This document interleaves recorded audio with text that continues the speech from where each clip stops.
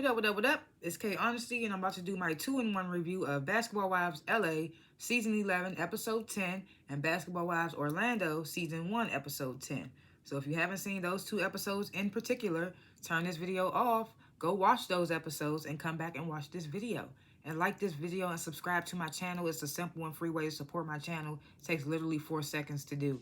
Hit the notification bell so you can know exactly when I post stuff. You can be the first to know. And I'm also not a public speaker. I will tend to fumble my words. You're going to hear me say, so, like 1,000 times. I might stop to regain my thoughts. And I'm going to be looking at my notes that I take throughout the show over here. And anything I say is my opinion. Doesn't reflect anyone or anything associated with the show.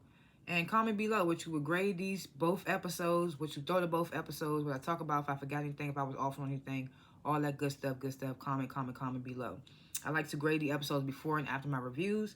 And of course, I like to do Basketball Wives LA first because they're OGs, the seniority of the matter. Do those first. So I'm going to grade Basketball Wives LA Season 11, Episode 10. I'm going to give it a C-. It didn't really give this episode. I mean, not a lot happened. This episode was super... I felt like it went by so quick because not a lot of stuff happening. Like, we had a lot of these filler scenes. I'm just have to give it a C-. And, of course, I will grade Basketball Wives Orlando when I start talking about Basketball Wives Orlando. And I will put the timestamp in the comments for those who don't watch Basketball Wives LA. Cool? Awesome. So, last chance, if you haven't seen Basketball Wives LA, Season 11, Episode 10, turn this video off because I'm about to spoil the entire episode. Let me get a swig of water before I start.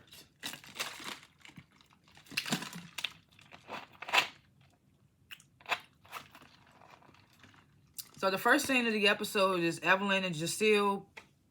Mind you, I told y'all from the beginning I do not know how to pronounce this girl name. I don't know if it's Giselle or Jocelle or whatever. So Evelyn, Giselle, they come over to Brooke's place to basically help her prep for her fundraiser, where she's supposed to be giving out the grants to the cosmetology students. So Giselle, she gifts Brooke with a signed jersey from her fiance. And I was like, no shade, but is somebody even going to bid on that? Like, no shade at all. I'm pretty sure her fiance is probably established and everything, but like... So then Brooke shows them the jersey she got signed by the player on the last episode. So then Evelyn, she asks Brooke, like, where are you and your ex now? Because, I forgot how they started talking about Brooke's ex, but she basically asked her where's her and Brooke now, and Brooke's is like, she basically just alludes to the fact that they're friends with benefits. Like, she's like, we're starting over as friends, but you know, if cuddles happen, basically they friends with benefits right now. Then we get this scene, Jackie is filming, let me start. Jackie's filming her first, apparently she has a podcast, and she's filming her first live talk show. And she has Brittany Renner as her guest. And basically Brittany's is there. She's sharing her upbringing with her she shares a little bit of her upbringing with her mom. And Jackie asks Brittany, like, how's it been around the group? No, she said, you been around the group so far. How's friend? Damn, what'd she say? She said, you've been around the group a little while now. So how important is friendship to you? I was like, Jack, why would you even ask her that?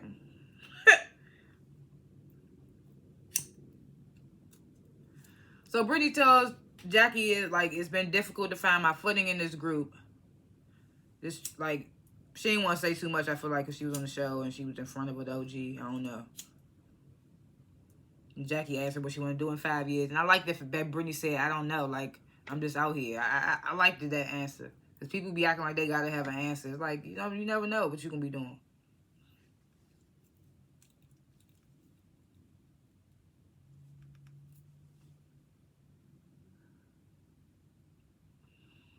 So we get this scene, Vanessa and her husband Isaiah, they're looking for spaces for, they're supposed to be opening a new gym, apparently in LA.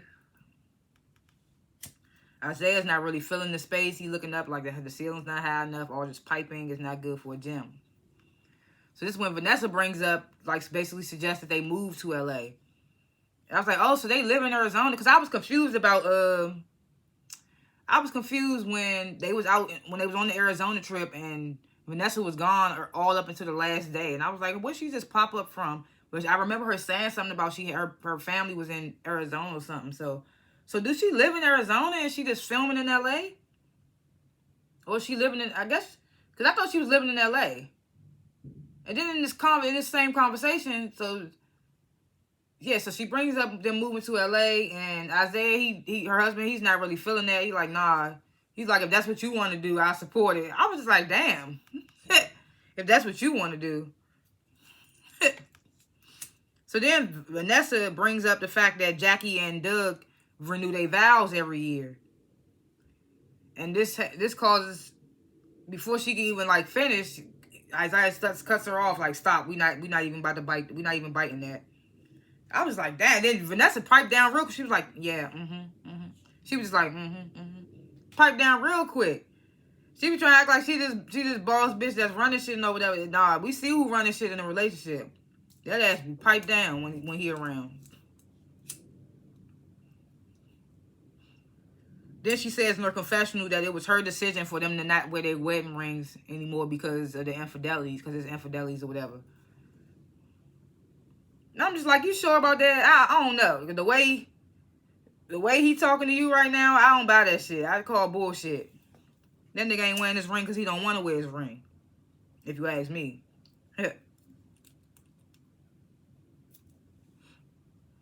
Then we get this scene, Jennifer and Christian, basically they starting a YouTube channel. Jen asks Christian to come with her to a meeting she has with a production company. They're trying to put her in a movie, have her produce it, and all types of stuff.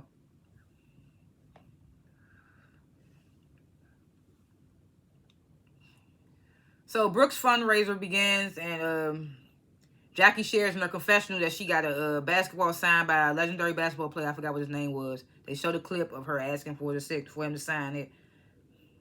and I'm just like, look at what Jackie do for bitches that don't even fuck with her like that. Like, look at what she do. They don't like you like that, Jackie. I'm sorry. Like, I just feel like I just wish she would wake up one day and realize it. So as Brooke and her ex are taking pictures, Jackie's like, I love seeing her with her ex, whatever. Evelyn shares with Jackie that Brooke's ex also lost a child too. So they kind of sort of lean on each other. And I was like, oh, okay. I mean, he's still a fuck nigga because he cheated, but I can understand why she kind of like backsliding with him right now after the loss of her daughter, because he lost a whole child too. So they can relate more with each other more than anybody else on the outside looking in. So they got John Sally there. He there being the host of the fundraiser. Or maybe I should call this the auction. Yeah, so this is the auction, basically. The auction event. This is where they auctioning off the stuff for the grants for the fundraiser. So the bidding starts. It starts with a signed the Carter 3 album by Lil Wayne. I was like, okay, Brooke. Them bitches was in there bidding for that junk too. I think that junk went for like $950 or maybe $1K. I was like, okay.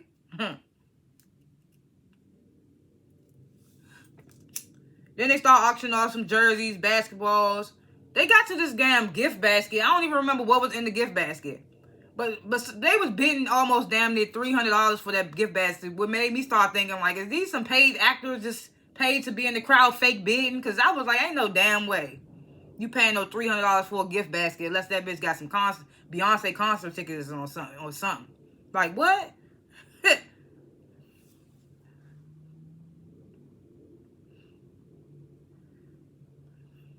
So then we get Vanessa. She has Jackie meet her at this space. She's found another space for a gym. And Jackie's asking her, like, has Isaiah seen the space? And Vanessa's like, I'm not talking to him for 30 days. He's on a 30-day probationary period. And I was like, bitch, you sure that ain't the other way around? He ain't talking to your ass for 30 days. So she said something about Isaiah was getting a lot of technical fouls at a game they was at or something. I don't remember all the details. And so she got mad at him about that. So that's why she's not speaking to her for 30 days. Jackie tells her, like, just have patience with your man. All that. You know how she always feel like she the matriarch so she can give good advice. I mean, hey, she been together this long. Why not? Vanessa's like, I'm putting an offer in today. I'm not telling Isaiah.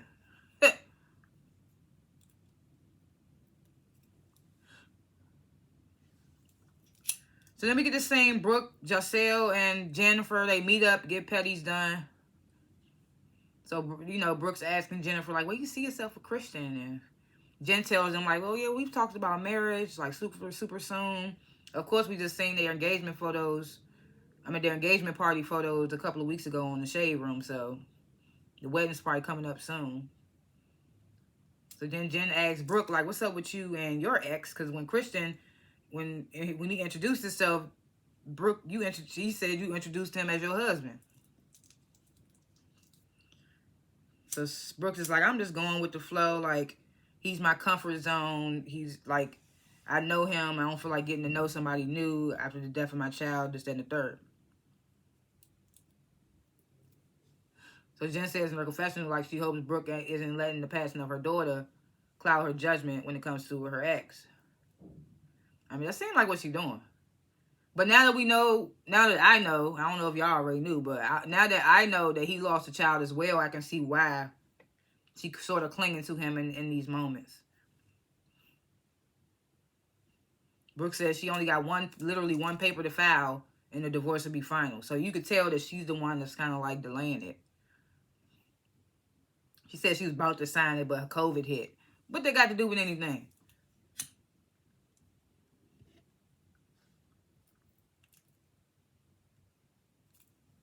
I know when COVID hit, the world was in a frenzy, but people were still getting shit done. So we get to see Jen and Christopher. What's his name? Christian. They meet up with the production company or whatever the people are, and they tell them like, when we thought of this role, we immediately thought of you. You're perfect for the role. I think Jennifer was there with her lawyer. I don't know who the guy was, but he checks his phone and he like, the check cleared, and they toast. And I'm like, this forced ass scene. Like, get the fuck out of here. Like, let us see the check clear.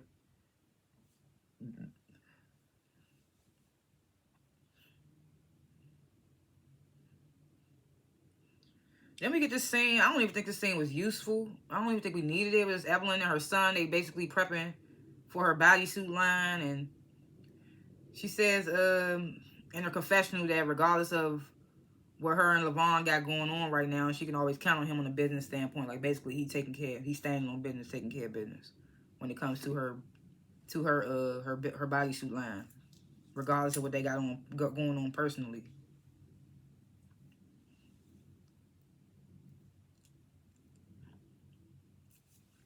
So then we get the scene with Vanessa and her sister. They outside, like, doing some light yard work, if you will. So then Vanessa tells her sister about the potential new gym space, and then tells her about putting Isaiah on a 30-day probationary period. So then the realtor calls Vanessa, and it's like, offer was declined. Like, too many people wanted this space. It was bidding, and we got outbid, basically. I was like, that's what your ass get for not telling your husband.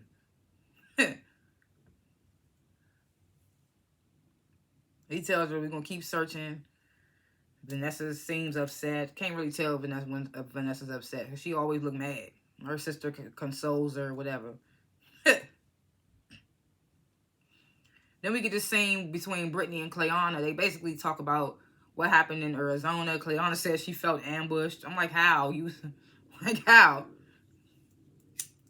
Granted, Evelyn, she kind of snuck you by snatching your wig off because you ain't know it was coming, but you can't walk up on a bitch and say you felt ambushed. Even if you knew the bitch was scary. Like, you can't say you feel ambushed, Clayana. I still like you, though. So they talk about the unfortunate OGs. Brittany basically expresses, like, she basically says she's done with the group in so many words. She says it in so many words, but she doesn't actually say she's done. But she basically says she's done with the group.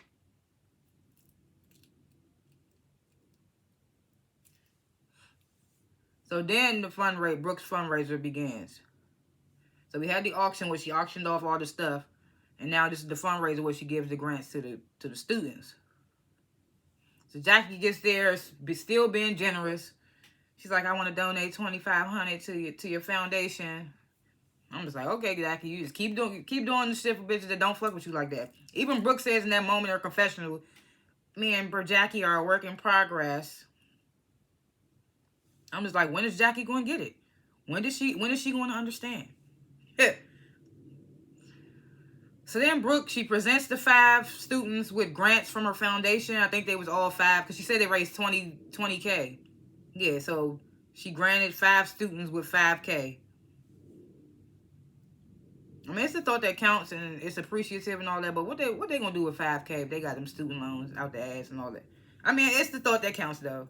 I can't even hate because at least she out here doing something. There's motherfuckers that got way more bank than that don't do nothing. So can't hate on it. But 5K not a lot, but still you can't hate on it. It's something. So then after the fundraiser, Brooke and family and friends, they go out to the beach and throw roses in the wind and in the ocean in honor of Brooke's daughter. And that's how the episode ended. And like I said, not a bad episode, but it wasn't a lot going on. Not saying that I needed it to be drama, but it wasn't even no laughs. Like, I didn't even kiki. Like, it wasn't a lot going on. That's why I would have to grade it as C-.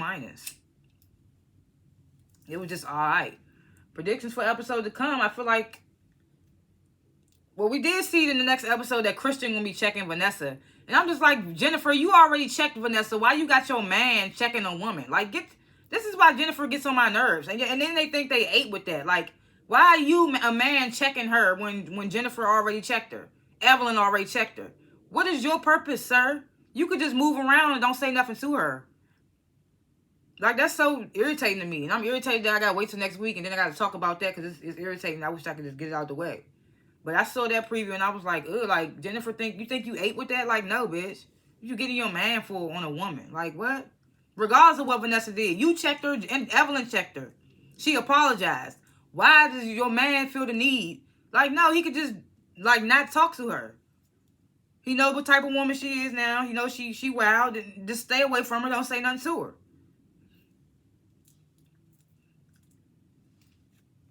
Like I said, I think Brittany's done. I don't think we're going to see Brittany after the next episode. Because I think we did see her in the preview for the next episode. But she basically says that she's done with the group. So I'm pretty sure we're not going to see her no more. Or Clayana. I mean, we only got to see Clayana because Brittany wanted to meet up with her. Ain't nobody going to film Clayana. They only went to go film Clayana by herself when we was first introduced to her. So I think that's the end for Clayana. Yeah, other than the tiff between Jennifer's dude and Vanessa, nothing really going on. And like, yeah. So I don't really think nothing else is going to pop off. So those are my predictions for that episode.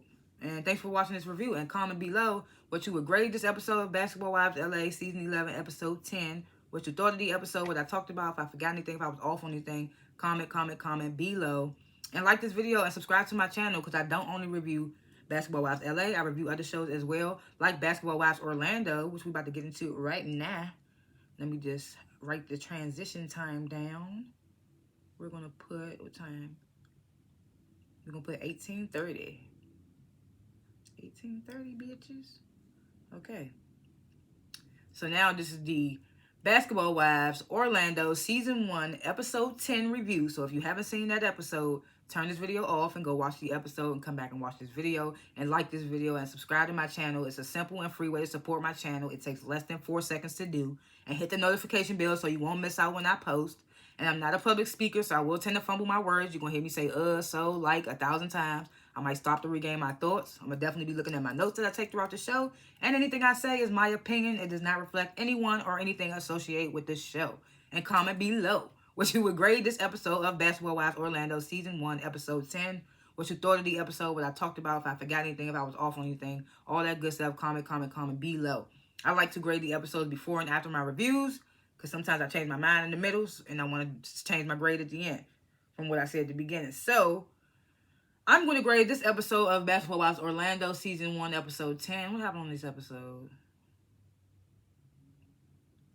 This episode was kind of dry. It was kind of dry for me. I would probably have to give this junk a C-.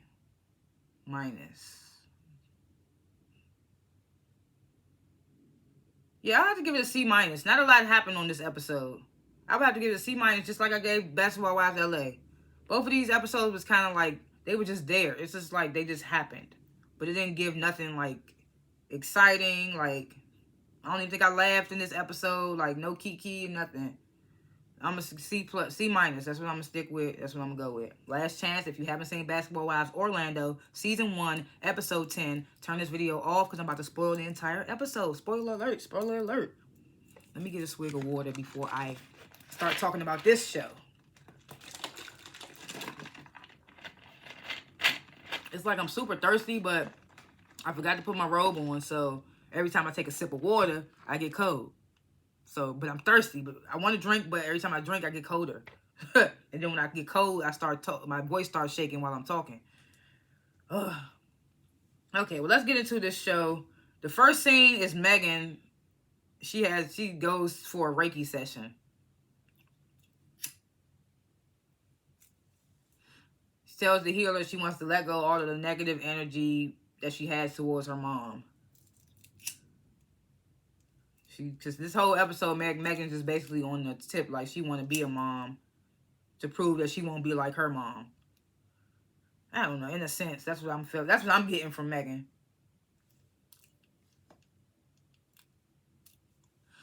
So then we get to see Neek and her mom, Neek and her son, and then her mom and her mom's girlfriend. They go out bowling. Neek kind of gives a little insight on her mom and her mom's girlfriend. She says that her father was never in her life, and the girlfriend came in her life, in her mom's life when Neek was a young age. So she kind of grew up with her mom's girlfriend being like a second parental figure to her. So Neek tells her mom about her talk with Mulan, and then she tells her mom and her mom's girlfriend that her dad reached out. And yeah, this is when she shares in her confessional that she says she's only met her dad 4 times. But she tells her mom that I do want to meet up with him and hear what he got and hear him out.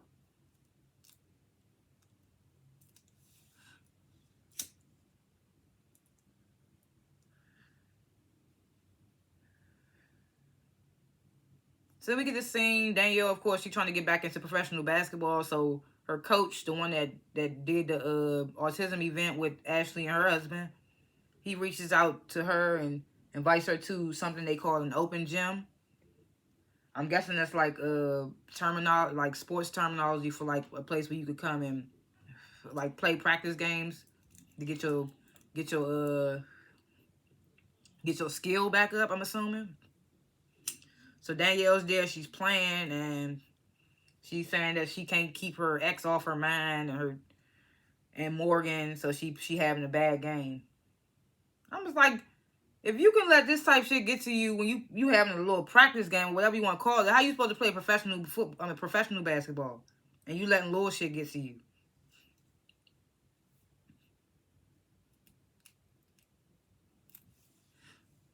So Ashley decides to host a wellness event because she had threw her back out in another scene. She had to call her husband to help her up. He just pulled her ass up like wasn't nothing wrong. But she got up, so I was like, how bad was your back, Ashley? But, so she's like, we need a wellness event, strengthen our bodies, mind, whatever. So the ladies begin to arrive.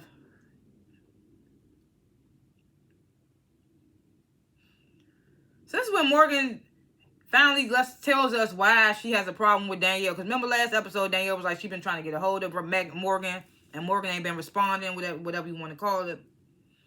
So Morgan expresses in her confessional that she thinks it's weird that Danielle has been going to Ashley's events. And I was like, see, so first of all, I don't even care for Danielle that much. But in her defense, she only went to the event because it was for a good cause. It was for autistic kids. And then I was like, why are you at Ashley's event if you so-called think if she so-called supposedly leaked your address to your ex? Why are you there, Morgan? She gives some weird-ass answer at the end of the episode. I will get there, but I was just like, why are you there?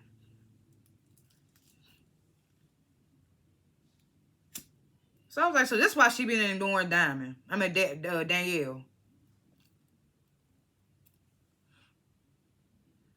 So Morgan, she gets to the event, and it's like an awkward greeting exchange, whatever, between her and Danielle. And you can tell it was awkward. So then Megan, this is when messy ass Nikki goes over Ashley. Megan want to talk. So Megan confronts Ashley about the comments that Ashley made at her live show.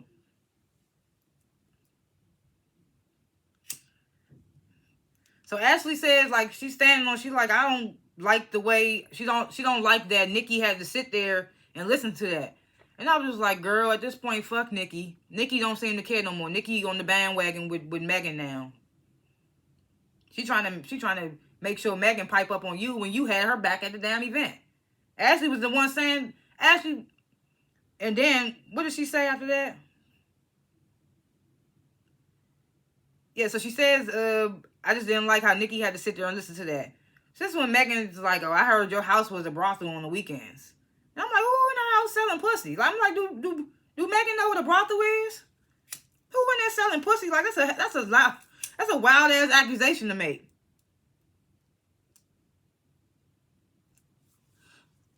So Ashley's like, who told you that? Who told you that? So Megan, she beats around the bush a little bit. They have a little back and forth. Ashley tells Megan, yeah, this is the point. This is the part with Megan. I mean, Ashley tells Megan, like, everyone in the group felt the same way I felt. And they did. Ashley was the only one that said something. That's what irritates me about these girls. They all smiling and making face, but at their live show, they was talking so much shit in their confessionals. Everybody in their confessionals was talking shit. Everybody. Not one person said nothing. I think Morgan might have not said nothing. But other than that, everybody was saying Megan's shady. She know what she's doing. She's not a good friend. All that. Because Ashley already on the island by herself, you feel like, oh, I'm going to point her out. And because she said what everybody was thinking, everybody felt the same way. Megan, and I don't even believe you. Like, you don't have to believe it. Watch the camera. Everybody felt, wait till you see everybody confessionals. I mean, you done seen it now, it's Aaron, but yeah. Like, girl.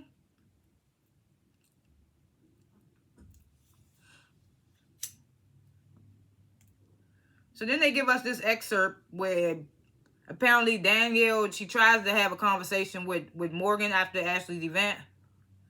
But Morgan brushes her off. She's like, not right now. Like, we'll talk later.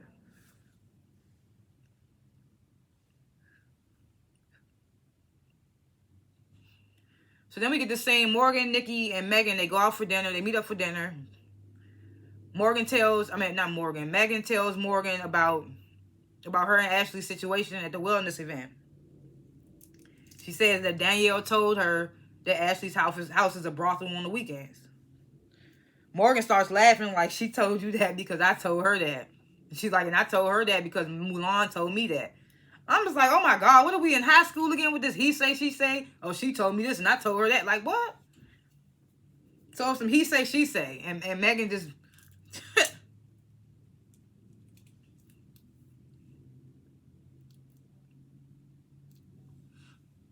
And they show a scene from the first or second episode where when all the girls was sort of still cool and Mulan and Morgan and somebody else was like basically standing around talking about Ashley.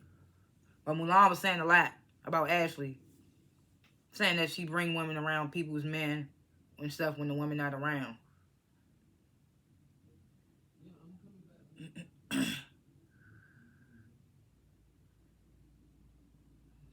So then Morgan brings up the fact that Danielle's upset with her.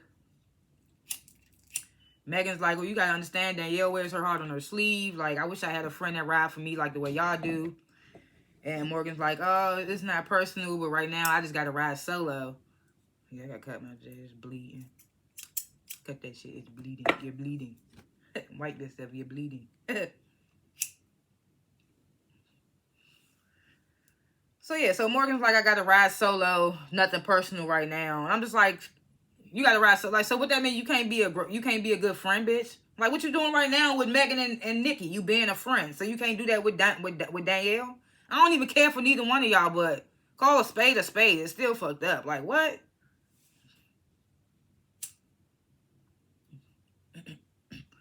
So Megan tells Morgan, like, you should at least give Danielle a conversation. You know how these housewives, basketball wives, whatever shows be. Then a conversation needs to be had. It's just like, yeah, I just think you guys need to sit down and hash everything out. Like, how many times do we hear this in reality TV?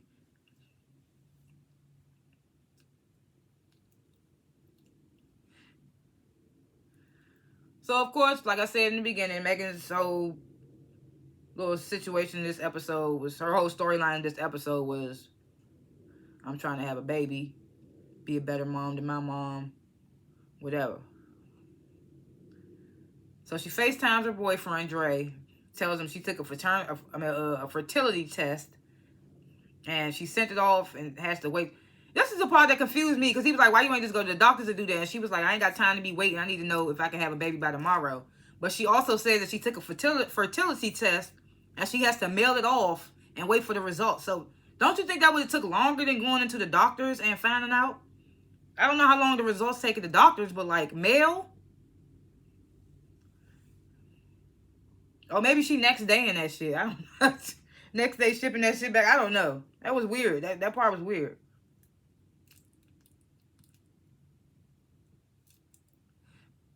So Dre asked her a weird ass question. I don't know. I felt it was weird that he asked her. He was like, can you even get pregnant? She was like, well, you keep on nutting at me and I'm not getting pregnant, so who knows? I was just like, oh my gosh. Like, I mean, we know Megan has no filter. It's just like, damn, do we? So then Megan brings up surrogacy, and Dre's like, oh, that means you get to pick the gender of the baby, right? He's like, he wants a girl. Megan says she wants a boy, but she says in her confessional that she just wants a child all in all. She don't really care what the gender is, but if she got to pick, it would be a boy. Then Dre shows Megan his tattoo of her name on his leg, biggest shit on his leg. And she told me something, babe, I'm gonna go small. No, I'm gonna go medium for you. I'm just like, the way she be talking to this nigga, I don't know. Like, I guess he liked that shit. I guess he liked the way she talked to him, because like, she be talking to him reckless. And the fact that he got her tatted, it's crazy.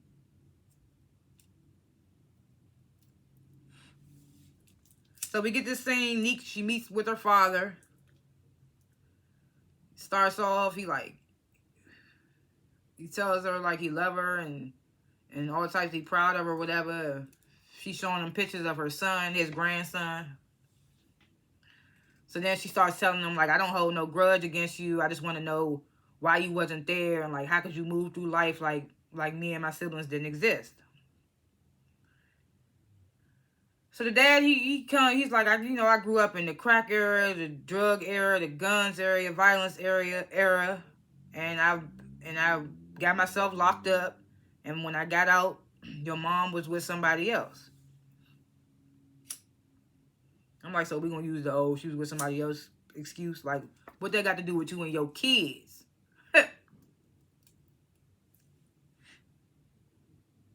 So Neek asked him like, do you ever feel guilty for like not being around?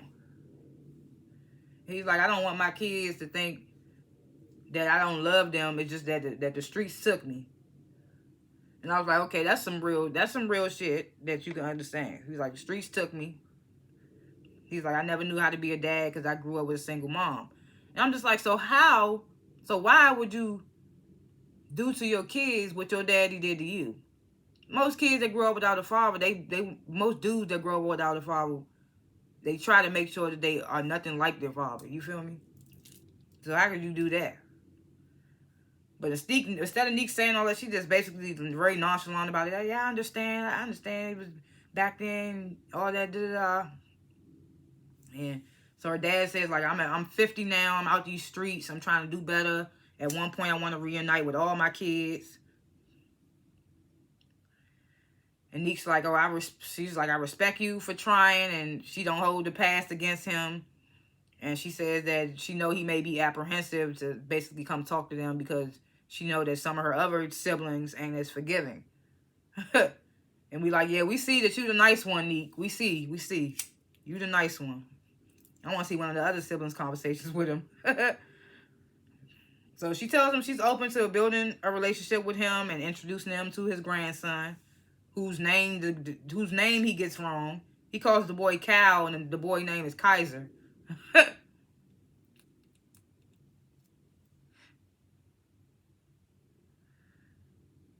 So then we get the scene with Neek. She chilling with her boyfriend, Dwayne, who is also Mackenzie's baby father and ex.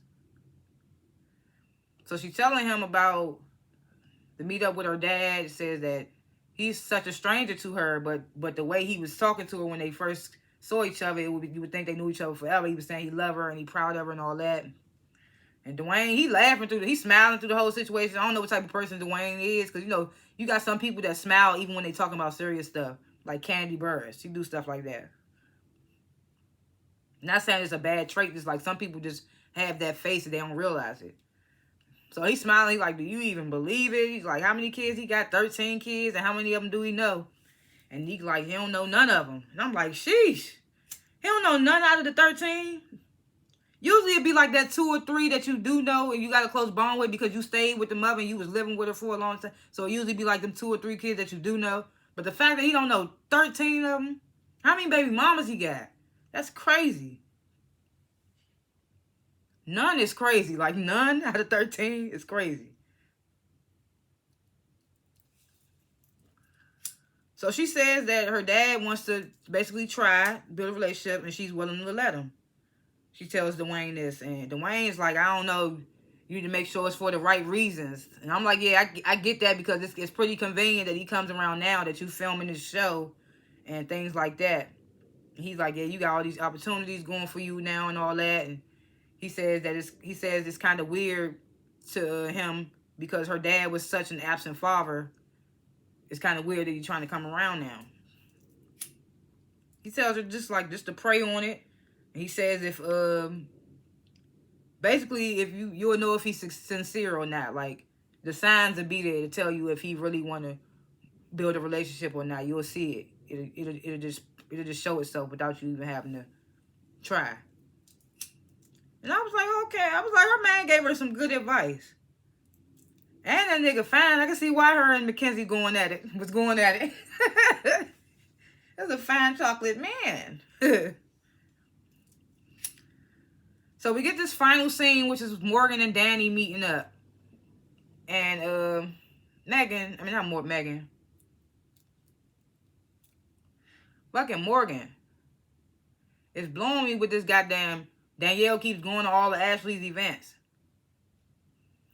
I'm like, bitch, she only went to 2 events.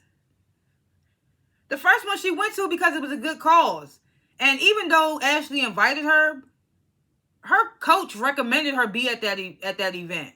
So it was kind of like if Ashley would invite you to turn it down, your coach would have been like, oh damn, you gonna let some personal stuff get in the way of this, and this you're supposed to be professional.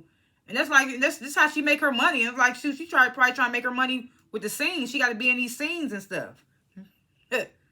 And then the second event was the wellness joint, and you were there too, Morgan. So how you gonna get on her about that? But that is kind of weird though that Danielle is at the wellness event. I understood completely why she was at the autistic event. But why are you at the wellness event? Even if Morgan is there, why are you there? But Morgan, why are you there? It's like, why are y'all there? Y'all know y'all need that check because y'all got to be in them scenes. I think. I don't know. Or do they just get... No, they just get paid to be in the episode. So scratch what I said about the pay stuff. But yeah. Y'all just want to be on the... Y'all just want the camera time. So yeah, that's what it is. It got to be. Because why are y'all there?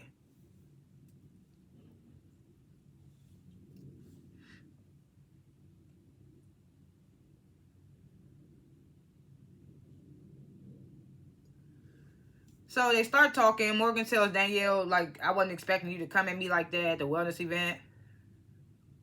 I'm like, how did she come at you? So Danielle, she's like, I didn't know we had an issue. So when you ignored me, I was super confused. Danielle starts getting emotional. And Morgan's like, why are you crying? So Danielle's like, I just wanted to tell you what was going on between me and my ex, but you've been ignoring me.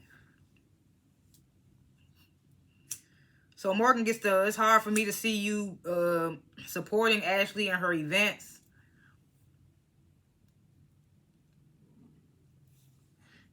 Where am I?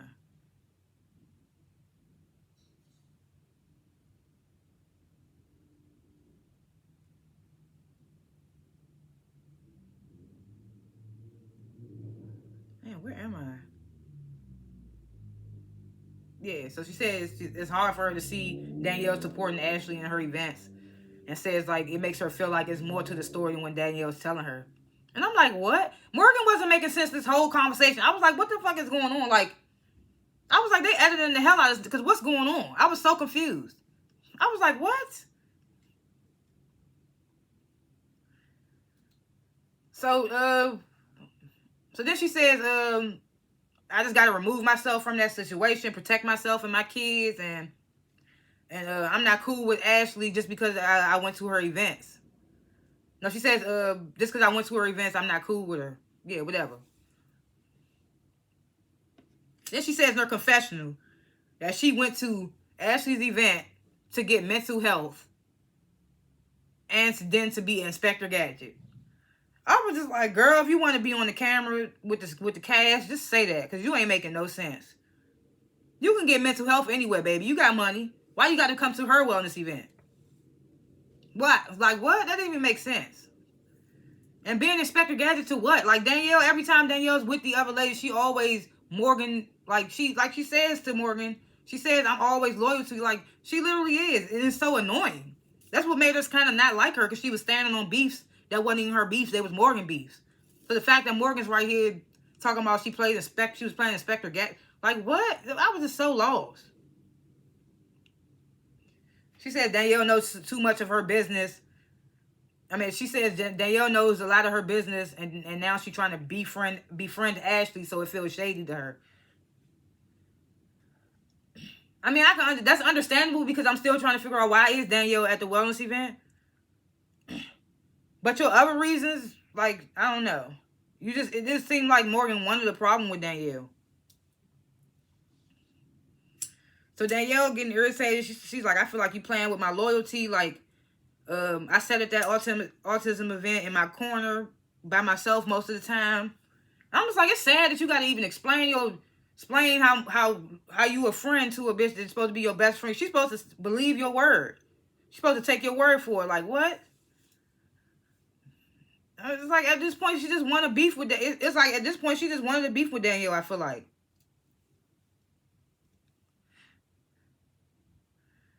So, yeah, Danielle goes on. She tells Morgan, like, you know I'm loyal. I would never talk with the ladies about what you got going on. And the whole group know I always tell them I'm loyal to you. And I'm just like, and look how this bitch doing you now. You be advocating for this bitch. Like, it's crazy, because when Ashley met up with her to ask her to be a coach at the event, the first thing, Danielle came in there already salty. Like, you know I'm Morgan my bitch. Da-da-da. And look at what Morgan's doing now. It's crazy. So Morgan's like, why do you feel so entitled to whatever, to me answering your calls, whatever? And Danielle's like, I don't feel entitled. It's just like communication. It's about communication. And she just says, like, I don't fuck with Ashley. I don't fuck with Ashley. Keep saying it. Morgan gets up to leave. I'm just like, I don't care if they friends or not, because I don't really care for neither one of them. But let's see how Danielle acts without Morgan.